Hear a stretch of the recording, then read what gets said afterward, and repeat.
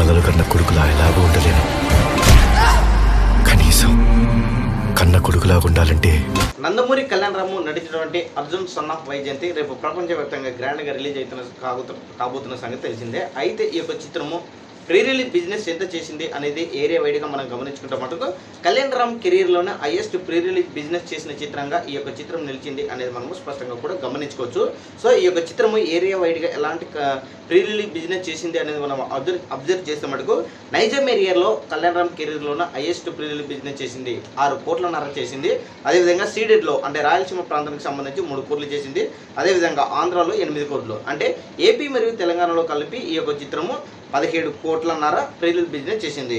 ఇక KA plus 60,000 కలిపి 1.5 కోటి, అదేవిధంగా ఓవర్సీస్లో వచ్చేసి 2 crores, అంటే టోటల్ వరల్డ్ వైడ్గా ఈ యొక్క చిత్రము 21 crores ప్రీ రిలీజ్ బిజినెస్ చేసింది. అంటే ఈ యొక్క చిత్రము బ్రేక్ ఈవెన్ కంప్లీట్ కావాలంటే మినిమము 22 కోట్లు రాబట్టవలసి ఉంటుంది.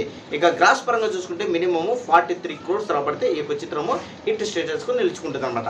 సో మొత్తానికైతే మనం అబ్జర్వ్ చేస్తే మటుకు కళ్యాణ్ రామ్ కెరీర్లోనే మినిమము 42 crores గ్రాస్ కలెక్షన్లు రాబడితే అర్జున్ సన్ ఆఫ్ వైజయంతి చిత్రము బ్లాక్ బస్టర్ హిట్గా నిలుస్తుంది అనేది మనము స్పష్టంగా గమనించుకోవచ్చు.